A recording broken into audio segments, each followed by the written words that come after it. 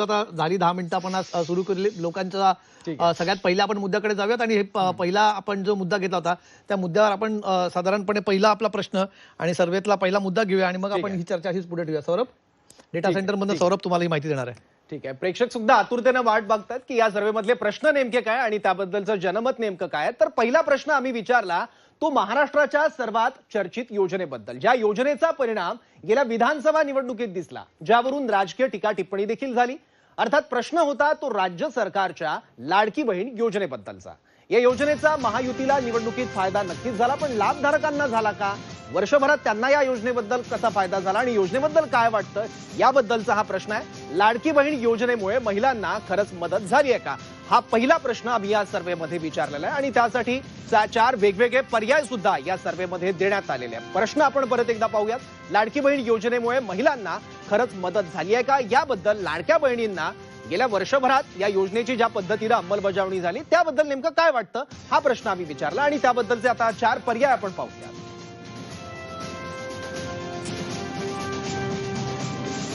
पहिला पर्याय त्यातला होता हो, खूप मदत झाली. दुसरा पर्याय आहे थोडीफार मदत झाली. तिसरा पर्याय नाही, फक्त देखावा आहे. आणि चौथा पर्याय माहिती नाही.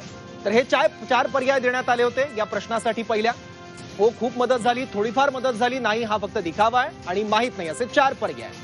लाडकी बहीण योजनेमुळे महिलांना खरंच मदत झाली आहे का, हा या सर्वे मधला पहिला प्रश्न विचारण्यात आलेला होता आणि याबद्दल जनमत नेमकं काय आहे ती आकडेवारी आपण पाहूया. या प्रश्नाबद्दल महाराष्ट्राला नेमकं काय वाटतं? हो, खूप मदत झाली आहे असं 64% लोकांना वाटतं. थोडीफार मदत झाली आहे असं 26% लोकांचं मत आहे आणि नाही हा फक्त दिखावा आहे असं 8% लोकांना वाटतं आणि माहित नाही असं उत्तर दिलंय 2% लोकांनी. म्हणजे या योजनेची खूप मदत झाली असं बहुसंख्य लोकांचं म्हणणं आहे, 64% इतक्या. आणि आपण परत एकदा कमलेश सरांकडे जाऊयात याच प्रश्नावरून चर्चेसाठी. कमलेश सर, नाही, फार महत्वाचा आकडेवारी आणि ही सगळी चर्चा खरं तर या पूर्ण वर्षभरात ही चर्चा राहिली होती आणि निवडणुकाच्या नंतर सगळ्यात मोठं विश्लेषण झालं होतं ते लाडक्या बहीण योजनेबद्दल झालं होतं. किरण, माझ्या मते लाडक्या बहीण योजनेचा किती फायदा झाला, म्हणजे देशभरच आपण वेगवेगळ्या निवडणुकांमध्ये राज्यांमध्ये लाडकी बहीण किंवा महिला मतदारांच्या भोवती चर्चा आपण होताना बघितली होती. पण जे आकडे आता आपण समोर दिलेले आहेत ते फार इंटरेस्टिंग आहेत. म्हणजे 64% महिलांना किंवा मतदारांना वाटतं की लाडकी बहीणचा फायदा झालेला आहे. 26% म्हणतात की थोडाफार फायदा झालाय. 8% म्हणतात हा फक्त दिखावा आहे आणि 2% लोकांना माहिती नाही साधारणपणे त्याच्याबद्दल काय आहे. पण ठीक आहे. किरण, काय वाटतं, म्हणजे लाडकी बहीण हा वर्षात सर्वाधिक चर्चेत राहिला, नंतर योजना आली गेली याच्याबद्दल खूप चर्चा झाली तिथे, पण 64% लोक हा खूप मोठा आकडा आहे. नाही, नक्कीच या योजनेचा फायदा झाला का, तर झाला, याच्याबद्दल काही वादच नाही. म्हणजे महिलांच्या हातामध्ये दर महिन्याला 1500 रुपये मिळणं ही सुद्धा एक प्रकारे काय होतं की त्या महिलांना समाधान देणारी गोष्ट होती. मला काहीतरी अगदी किरकोळ खर्चासाठी का असेना माझ्या हातामध्ये काहीतरी रक्कम आहे, ती रक्कम मी खर्च करणार, हा त्या महिलांच्या दृष्टीने म्हणून त्यांना एक मानसिक समाधान मिळावं याचा फायदा नक्की होता. त्या योजनेचा सरकारच्या तिजोरीवर काय परिणाम झाला तो वेगळा मुद्दा, आपण त्याबद्दल चर्चा करूया. म्हणजे 2 कोटी महिलांना जर याचा लाभ होणार असेल तर महाराष्ट्र सरकारची आत्ता जी आर्थिक परिस्थिती अशी आहे की 2 कोटीपैकी फक्त 1 कोटी महिलांचा त्यांना जे काय रक्कम द्यायची आहे, 1500 म्हणतोय मी, अजून 2100 पर्यंत आपण आलेलो नाही आहोत. 1500 रुपये दर महिन्याला द्यायचे असतील तर फक्त 1 कोटी महिलांचा खर्च सोसण्याची महाराष्ट्र सरकारची आत्ताची आर्थिक तयारी आहे. एवढी शिस्त आपल्याकडे आहे. पण हा आकडा आहे दुप्पट. म्हणजे 2 कोटी महिलांना याचा लाभ द्यायचा तर सरकारला इतर योजनांच्या निधीला कात्री लावावी लागली, ही मोठी नामुष्की होती. म्हणजे सरकारने योजना राबवली, ती पॉप्युलर पण झाली, त्याचा त्यांना फायदा पण मिळाला, भरभरून सत्ता पण मिळाली. पण सत्ता मिळाल्यानंतर ही योजना कंटिन्यू करण्याच्या नादामध्ये इतर योजनांकडे जे दुर्लक्ष झालेलं आहे ते आपल्याला विसरता कामा नये. महिलांना फायदा झाला का, महिलांना समाधान मिळालं, त्यांना काहीतरी खर्चाला रक्कम मिळाली, त्याच्याबद्दल वाद असण्याचं काहीच कारण नाही. पण ही योजना राबवताना त्याच्यासाठीचा जो रिसोर्सेस होते, हे पैसे आणणार कुठून आहेत याची कुठेही क्लॅरिटी त्यावेळी नव्हती. म्हणजे आता पण अजित पवार काय म्हणतात की तेव्हा निवडणूक समोर होती, आम्हाला वेळच मिळाला नाही या योजनेवर काही विचार करायला.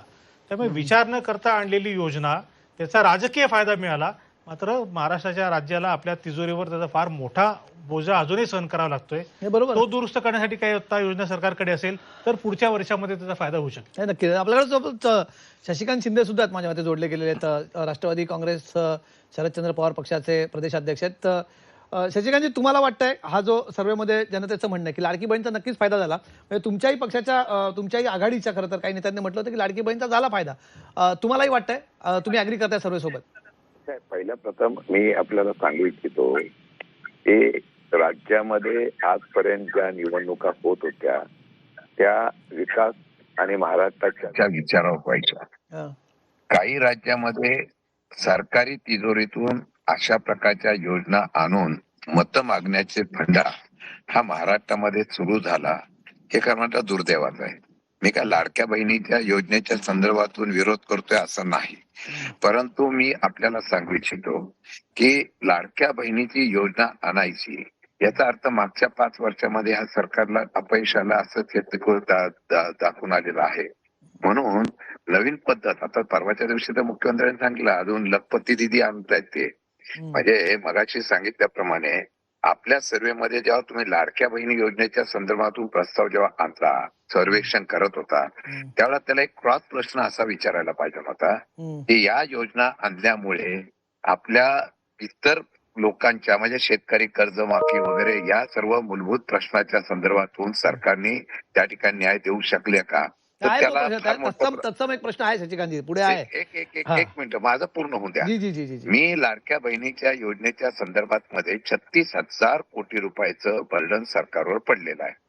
आज सरकारने ज्या पद्धतीने पूर्वी निवडणुकीच्या अगोदर जशी वेगवेगळ्या प्रकारची आश्वासनं दिली होती, ती आश्वासनं रस्ते असतील, विकासाच्या वेगवेगळ्या प्रकारच्या कामाचे सगळे ठप्प पडलेले आहेत. जी जी. आज तुम्हाला एवढंच सांगतो की सरकारची आताची तारेवरची कसरत आहे की राज्य कसं चालवायचं, आणि काही वर्षामध्ये मला वाटतं 9.5 लाख कोटीवर आता आम्ही कर्जबाजारी झालेलो आहोत. म्हणजे पूर्वीच्या पेक्षा 2.5-3 लाख कोटी रुपये या 2 वर्षामध्ये आम्ही वाढवण्याचा पराक्रम ह्या सरकारने केलेला आहे. ही सत्य परिस्थिती आहे. मग मला एक कळत नाही की या योजना फलदायी ठरल्या तर ठीक आहे, पैसे मिळाले तर लोक आनंदित होणार ना, पण तू देताना 2 प्रश्न माझे साधे आहेत मग समोर, की ज्या वेळेला सभागृहामध्ये आम्ही विचारलं की निवडणुकीच्या अगोदर सरसकट महिलांना तुम्ही जे भगिनींना आपण दिल्या लाडक्या बहिणी योजनेचा फायदा, नंतर तुम्ही चाळण लावून निकष लावले गेले. आता कोणीतरी कोर्टात जर गेला असता आणि या सरकारच्या विरुद्ध आवाज उठवला असता की जे सरकारी तिजोरीमधून लाभार्थी नव्हते त्यांना तुम्ही पैसे वाटप केले, ते वसूल कोणाकडून करणार का? मग त्या असलेल्या महिला बाल विकास मंत्र्यांकडून का त्या शासकीय यंत्रणेने केलेल्या चुकीच्या माध्यमातून कोट्यवधी रुपये ज्या वेळेला आपण चुकीच्या पद्धतीने वाटले, सरळ सरळ सरकार म्हणतं की नाही आम्ही यांच्याकडून आता वसूल करणार नाही, जे वाटले ते वाटले. हा कुठला प्रकार आहे? म्हणजे सरकारी तिजोरीतून सरळ सरळ लुटमार करण्याच्या संदर्भातला पैसा चुकीच्या लोकांना, म्हणजे तिथे पुरुष आले त्यांनी लाभ उठवला, हे सगळे आले, नंतर तुम्ही पण सरसकट काढलं आणि मग चाळण लावायला सुरुवात केली. हळूहळू ती संख्या आता किती कोटीवर येते का लाखावर येते हे बघावं लागेल. म्हणजे तुम्ही एकतर लोकांना योजना दिली, महिलांना योजना दिली, त्या भगिनींची नावं कट करायला लावली आणि ती केली, ज्यांना पूर्वीची लाभ घेतले त्यांच्याकडून वसुली केली नाही. हा कुठल्या निकषात योजना आली मला कळत नाही. म्हणजे हा सरकारी तिजोरीवर 100%, आणि त्याचा परिणाम काय झाला तुम्हाला मी सांगतो. दुर्दैव असा आहे की मतं आणि सत्ता मिळवण्यासाठी ते आश्वासन दिलं गेलं, राज्य सरकार कर्जबाजारी झालं, परंतु दुसरं अडचण अशी आलेली आहे की या राज्याचा कर्जबाजारी होत असताना इतर सुविधा, इतर प्रश्न, या सर्व गोष्टीकडे सरकारला दुर्लक्षितपणा करावा लागला ही वस्तुस्थिती आहे. भरती, नोकर भरती पासून अनेक प्रश्न आहेत. या प्रश्नावर आम्ही आवाज उठवतो, परंतु त्यामध्ये सरकार कुठलाही निर्णय घेत नाही कारण त्यांच्याकडे पैसेच नाही. ठीक ही वस्तुस्थिती आहे. बरोबर आहे. आपण विचारून हाच प्रश्न, आपल्यासोबत सरकारचे प्रतिनिधी पण आहेत, त्यांचं उत्तर इथं घेणं अपेक्षितच आहेत. आणि ही योजना ज्या मंत्रालयाकडे आहे त्या महिला बाल विकास मंत्र्यांच्या जिल्ह्यातून येणाऱ्या आहेत. भरत शेठ गोगावले, तुम्ही आमच्यासोबत आहात. तुमची फ्रेम जरा नीट केली तर जरा बरं होईल. भरत शेठ, आता जरा बरं दिसतंय. तुम्हाला काय वाटतं, सरकारच्या तिजोरीवरती ताण पडला लाडक्या बहीण योजनेमुळे, तुमच्याच सरकारच्या खात्यांच्या याच्यावर ताण पडतोय? हाय, थोडाफार तर ताण पडणारच आहे, कारण एवढे पैसे आम्हाला दर महिन्याला वेगळे करून द्यावे लागतात. आणि जर वर्षाचे सगळे पैसे पाहिले तर जवळजवळ 40,000 कोटीकडे हे पैसे देणं आहे. हरकत नाही आहे, सरकार त्याला आम्ही कटिबद्ध आहोत, सक्षम आहोत, जो सांगितलंय बोललोय.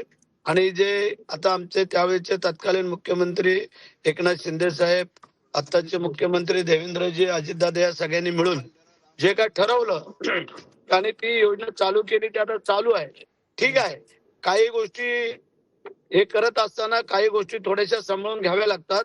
त्या अनुषंगाने राज्याचं चालू आहे, परंतु फार मोठी अडचण आहे अशातला भाग नाही आहे असं आम्हाला वाटतंय. बरं, तुम्हाला फार अडचण वाटत नाही याच्यामध्ये संपूर्ण मुद्द्यामध्ये? ते जे म्हणतात की आता शशिकांत शिंदे जसं म्हणाले की बाकी तुमच्या बेरोजगारीचा प्रश्न झाला, शेतकऱ्यांचा झाला, या सगळ्या मुद्द्यांकडे दुर्लक्ष झालं, राज्याच्या तिजोरीवरती ताण पडलाय आणि त्यामुळे फक्त लाडकी बहीण योजना तुम्ही एकीकडे फोकस करतात, पण इतर इतर गोष्टींना त्याचा फार मोठा फटका पडतोय.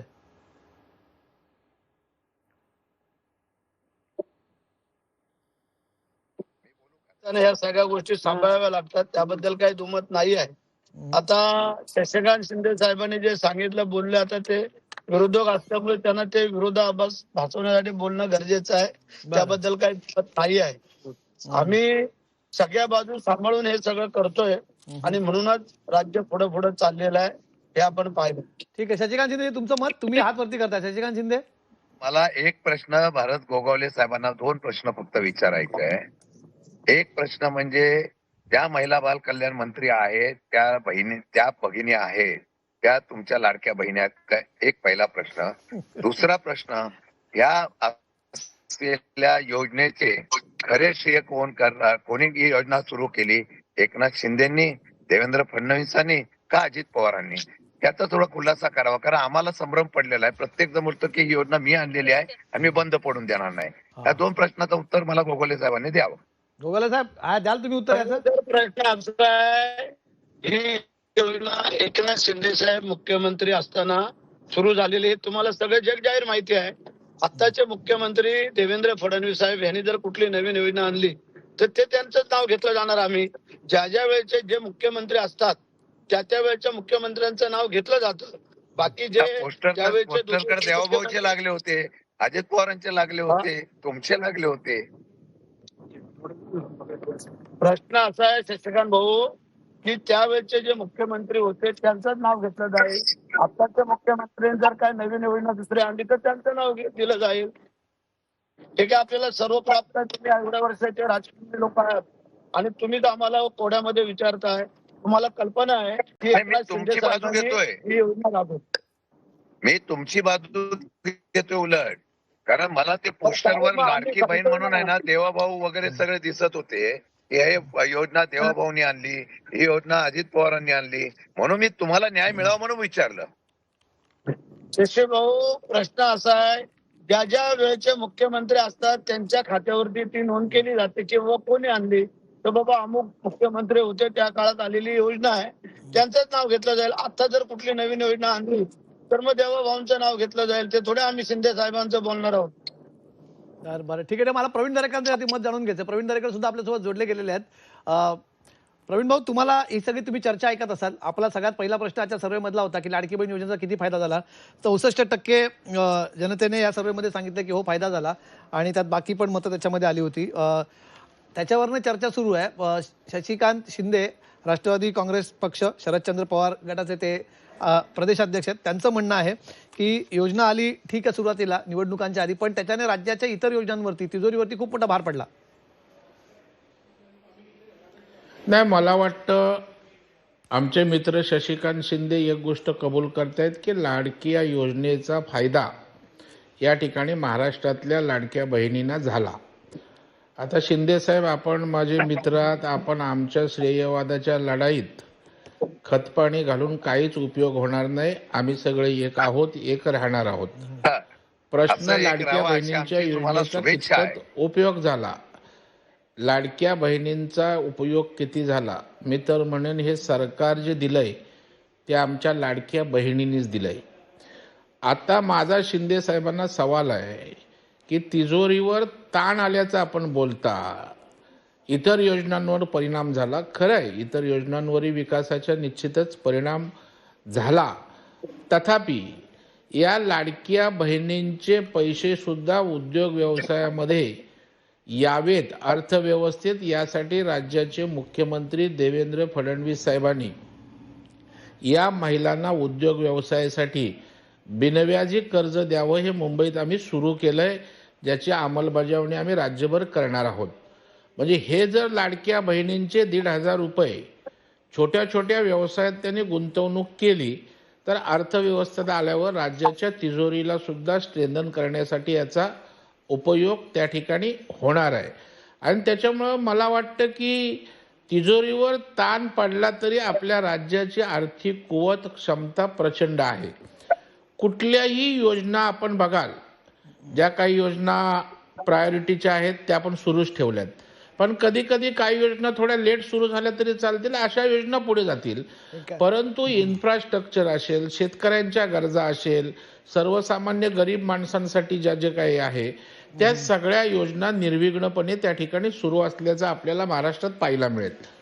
म्हणजे आज महाराष्ट्रात समृद्धी महामार्ग तयार त्या ठिकाणी झाला. प्रवीण भाऊ, येऊन आज आपण त्या एक- ठिकाणी एक- एक- हे मुंबई सगळे- हे सगळे मुद्दे आपल्याला घ्यायचे माहिती. आपल्याला दुसरे आपल्याला पूर्ण अजून सर्वेचे 10 प्रश्न आहेत. चर्चेसाठी खूप मुद्दे आहेत आपल्याकडे. मी डेटा सेंटरला सौरभकडे जाईल. सौरभ, आपला पुढचाही प्रश्न आहे. पुढची ही चर्चा आपल्याला करायची आहे. बरेच मुद्दे आहेत आपल्याला चर्चेसाठी. हो, खूप जे- जे मुद्दे interesting आता प्रवीण प्रश्न आहे. दरेकर म्हणतात ते सुद्धा आहेत आपल्याकडे. हो, आणि खूप इंटरेस्टिंग प्रश्न आहे सर दुसरा. फडणवीसांच्या नेतृत्वातल्या